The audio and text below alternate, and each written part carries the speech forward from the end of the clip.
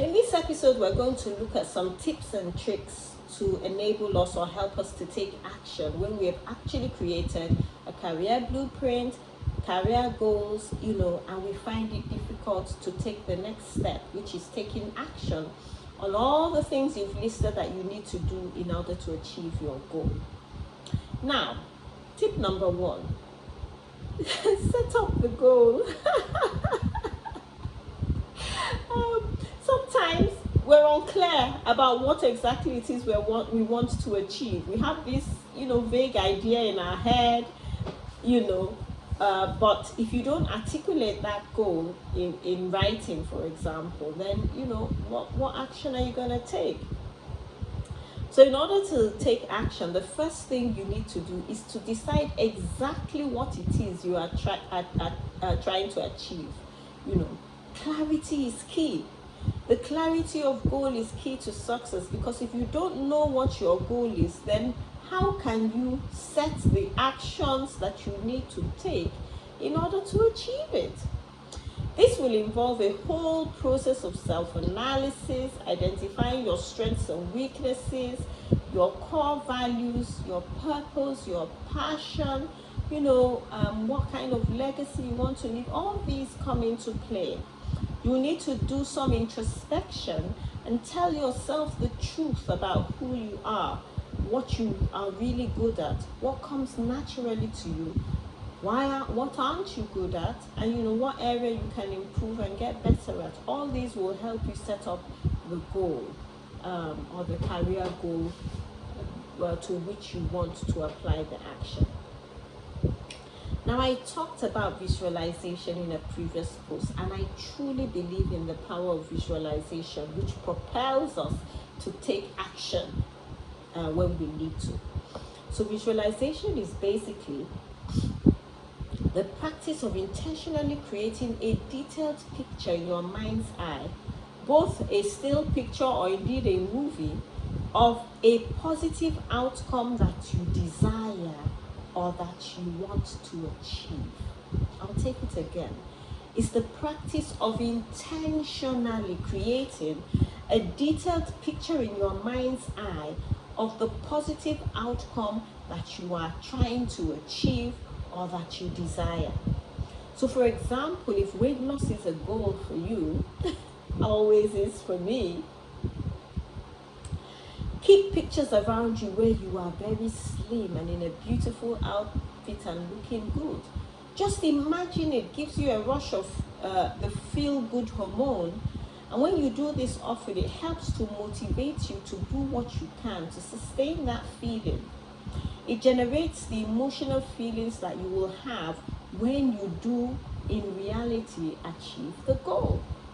Your subconscious mind then seeks to resolve the conflict or the tension that your visualization has created between the reality of where you are and where you want to be. So that struggle in your subconscious is very, very effective. It's a tug at your heart to try and push you and propel you to take the action you need to take in order to achieve that goal. Your subconscious now has to figure out a way to make that dream a reality, and taking appropriate decisions and actions to achieve it will become much easier. Another thing that helps you to take action is that you have to create a workable roadmap that will take you there. It's impossible to get to your destination if you really don't know where you're going. So once you have achieved the clarity of goal, then the next thing is to set up a roadmap or a plan to get there. You will need to do a step-by-step analysis and identify the tools that you need to get you to your destination. What kind of training do you need? Do you need a coach? Do you need a consultant? Do you need a mentor, a career mentor? Do you need to hire a personal assistant? Do you need to buy some specific equipment? You have to create a detailed list of all the things you need to get there. And when it becomes overwhelming, because sometimes it does, then you have to break them into smaller bite-sized sizes. For example, if you're going on a holiday, what you will need to pack when you're going to the Bahamas where it's sunny is totally different from what you will need to pack if you're going to Alaska. And so it is with your goals and taking action. Another thing that helps us to take action is to be accountable to others. You have to seek out an accountability partner or a trusted advisor. If you tell a bunch of people that you're writing a book, for example, they will continuously ask you about its progress until the task is achieved. They will hold you accountable to fulfilling that goal. This provides you with an extra motivation to push yourself harder, especially when it's someone who you respect and someone you wouldn't like to disappoint. For example, a workout buddy. I know I'm always using wellness and weight loss as examples, but they do provide really good examples of taking action, setting goals, and all whatnot. So, a workout buddy, someone who comes to your house every day to wake you up and tell you it's time to hit the street early in the morning or hit the gym, or a coach can also do this for you. Number 5, it's nice to have an accountability partner, but it's also really good to be accountable to yourself. It's even more powerful. It leads to more consistency and will help you get better in the long run. And it's even more long-lasting when you hold yourself accountable to the things you said you would do.